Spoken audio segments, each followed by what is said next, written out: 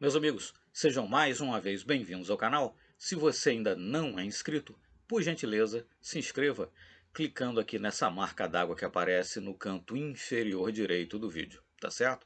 Ajude a que os nossos vídeos sejam mais divulgados, chegue a um número maior de pessoas na internet e que assim possamos então divulgar cada vez mais e melhor a maravilhosa doutrina dos espíritos.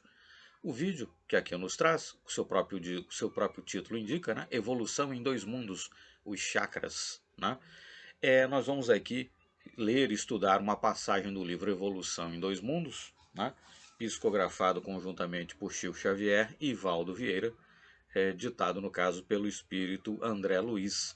Esse inclusive é um dos livros, é o 10º livro da chamada série André Luiz, tá certo? Num primeiro momento, para aqueles que são estudiosos da doutrina espírita, pode parecer um pouco estranho ou mesmo esdrúxulo, né? Essa coisa de chakras, doutrina espírita, né? Parece que se está a trazer aí algum tipo de conhecimento, princípio, enfim, de doutrinas orientalistas, né? E tentando enxertar isso um tanto artificialmente no espiritismo, de forma tal a, na verdade, de alguma forma até desvirtuar a doutrina. Evidentemente, não se trata disso, né?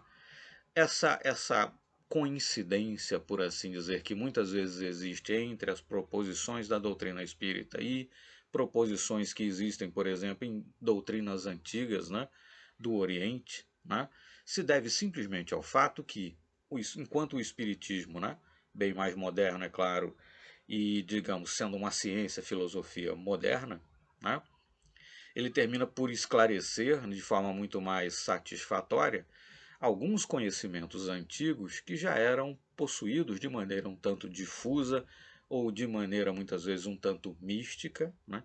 E o espiritismo, é claro, sendo uma filosofia científica, irá escoimar, né, esses conhecimentos desse misticismo, mas o fato é que muitas vezes os pontos de convergência ou de conexão que se vai encontrar entre o espiritismo e certas doutrinas orientalistas, por exemplo, deve-se simplesmente ao fato de que o espiritismo estuda, é claro, o espírito, né, a sobrevivência nossa, a morte do corpo físico, a existência, né, no plano espiritual, etc. E isso, inevitavelmente, vai tocar em questões como a composição do espiritismo, né, perdão, a composição do espiritismo, perdão, a composição do perispírito, né, a composição do perispírito, a composição, né, enfim, do nosso corpo espiritual e, ainda que difusamente, ainda que um tanto inexatamente em certas circunstâncias, alguns desses conhecimentos já eram possuídos por determinadas doutrinas orientalistas. Né? Então não se trata aqui em absoluto, né? Não é minha intenção, evidentemente,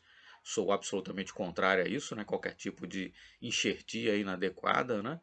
Deturpação da doutrina, né? Tentar inserir na doutrina conceitos, noções, etc., que não lhes são próprios. Né? Não, não é isso de forma alguma. Se trata apenas de mostrar que certas coincidências ou pontos de contato que existem entre a doutrina do espírita e certas doutrinas orientalistas, ou certos conhecimentos que fazem parte do arcabouço, do esqueleto da doutrina espírita, coincidirem ou se sobreporem a certos conhecimentos de certas doutrinas orientalistas, isso se deve simplesmente ao fato de que, né, o espiritismo bem mais moderno, na verdade, esclarece muito do que, de maneira mais difusa e muitas vezes, né, mesclada com certa dose de misticismo, já era conhecido pelos povos na antiguidade, povos de outras partes do mundo, povos do Oriente, por exemplo. Tá certo?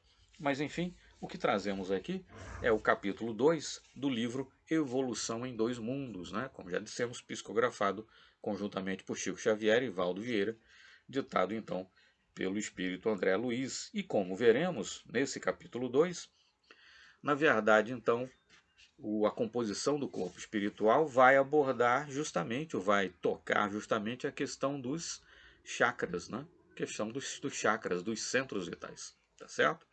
Bom, corpo espiritual. Retrato do corpo mental. Para definirmos, de alguma sorte, o corpo espiritual, é preciso considerar, antes de tudo, que ele não é reflexo do corpo físico, porque, na realidade, é o corpo físico que o reflete, tanto quanto ele próprio, o corpo espiritual, retrata em si o corpo mental, que lhe preside a formação, né? Aquela questão do famoso modelo organizador biológico, né? Não é que o perispírito seja um retrato do corpo, na verdade ele serve de molde ao corpo. O corpo é que é reflexo do perispírito e não o contrário. Mas aí então, pulando um pouquinho aqui uma certa parte, centros vitais, está na página 26 dessa edição da FEB que aparece aí na tela. Estudado no plano em que nos encontramos, na posição de criaturas desencarnadas, isso bem entendido André Luiz falando, né? O corpo espiritual ou psicossoma, né?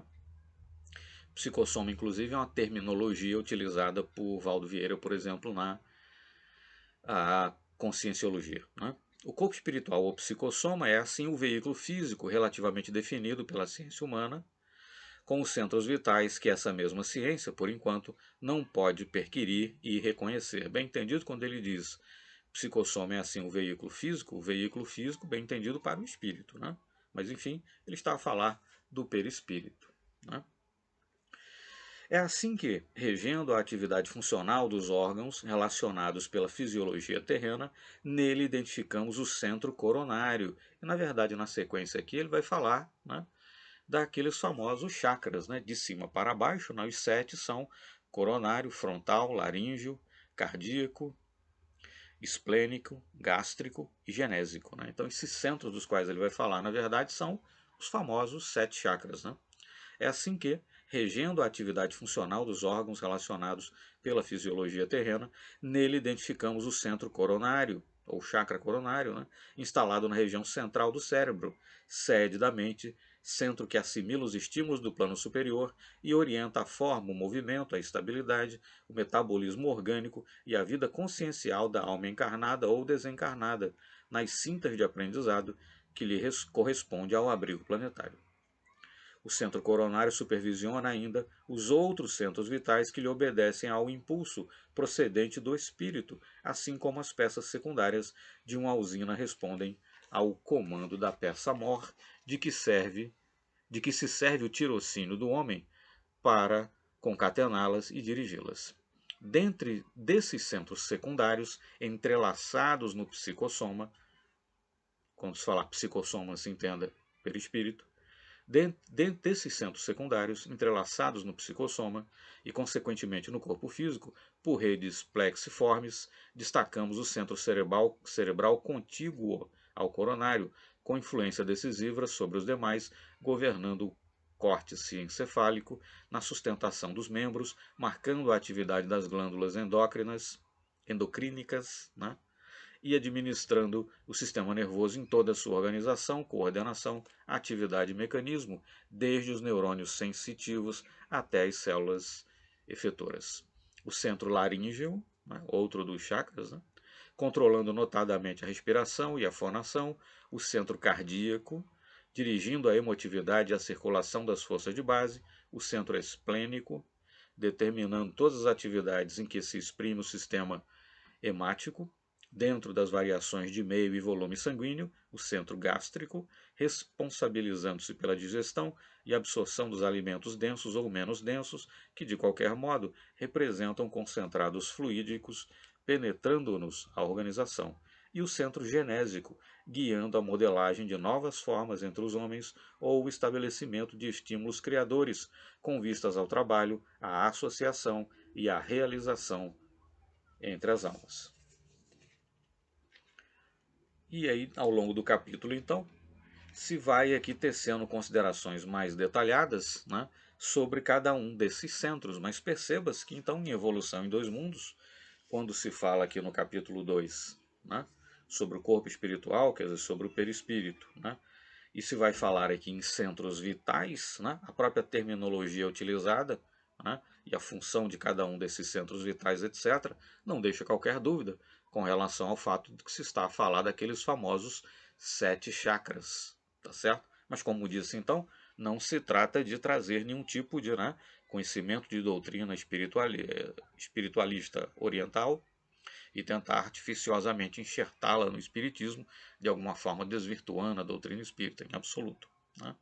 Na verdade, trata-se de mostrar que o espiritismo, porque isso tudo, é claro, o espírito, o perispírito, a sobrevivência, né, após a morte física do corpo, estuda o corpo espiritual, portanto, né, evidentemente trará no seu corpo de conhecimentos, conhecimentos que, ainda que de maneira mais difusa ou envolvida em algum misticismo, etc., já eram anteriormente, né, conhecimentos que já eram anteriormente de posse, já estavam de posse de doutrinas espiritualistas mais antigas, como certas disciplinas, certas doutrinas orientalistas, por exemplo. Mas enfim, aqui no capítulo 2, em Evolução em Dois Mundos, não há qualquer dúvida, né, com relação ao fato que se está a falar dos famosos 7 chakras. Mas enfim, já na página 27 dessa edição, falando um pouco mais sobre o centro coronário, temos particularmente no centro coronário o ponto de interação entre as forças determinantes do espírito e as forças e as forças fisiopsicossomáticas organizadas.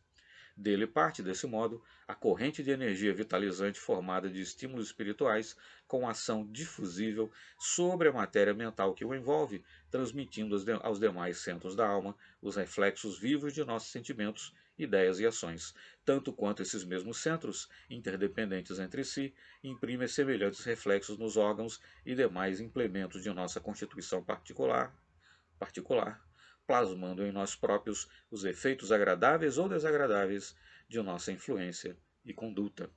Né? Resumidamente, a influência da mente, né? Mas entendendo a mente aí no sentido mais profundo, né? Do espírito, na verdade, sobre o corpo. Né? A mente elabora as criações que lhe fluem da vontade, apropriando-se dos elementos que a circundam, e o centro coronário incumbe-se automaticamente de fixar a natureza da responsabilidade que lhes diga respeito, marcando no próprio ser as consequências felizes ou infelizes de sua movimentação consciencial no campo do destino. Estrutura mental das células. É importante considerar, todavia, que nós, os desencarnados, é André Luiz falando, né? Na esfera que nos é própria, estudamos presentemente a estrutura mental das células, de modo a iniciarmos-nos em aprendizado superior, com mais amplitude de conhecimento acerca dos fluidos que nos integram o clima de manifestação, todos eles de origem mental e todos entretecidos na essência da matéria primária ou hausto corpuscular de Deus, de que se compõe a base do universo infinito. Né? Na sequência, então, centros vitais e células. São os centros vitais, né? E aí, aqueles famosos 7 chakras, né? São os centros vitais, fulcros energéticos que, sob a direção automática da alma, imprimem às células a especialização extrema pela qual o homem possui no corpo denso, e detemos todos no corpo espiritual em recursos equivalentes às células que produzem fosfato e carbonato de cálcio para a construção dos ossos, as que se distendem para a recobertura do intestino, as que desempenham complexas funções químicas no fígado, as que se transformam em filtros do sangue na intimidade dos rins e outras tantas que se ocupam do fabrico de substâncias indispensáveis à conservação e defesa da vida nas glândulas, nos tecidos e nos órgãos que nos constituem o cosmo vivo de manifestação.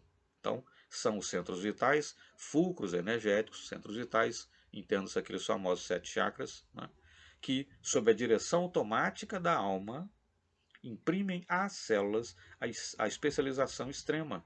Né? Então a alma transmite a esses centros de energia, né, esses centros vitais, os famosos 7 chakras, comandos, né, e esses centros energéticos terminam sendo fulcros, né? Esses centros vitais terminam sendo fulcros energéticos, né? A partir dos quais se imprime às células a sua especialização, né? O que cada célula do nosso corpo faz, o que a célula cardíaca faz, o que a célula do fígado faz, o que uma célula que está no tecido do intestino faz, e assim por diante. Essas células que obedecem às ordens do espírito, diferenciando-se e adaptando-se às condições por ele criadas, procedem do elemento primitivo comum de que todos provimos em laboriosa marcha no decurso dos milênios, desde o seio tépido do oceano, quando as formações protoplásmicas nos lastrearam as manifestações primeiras. corpo espiritual depois da morte.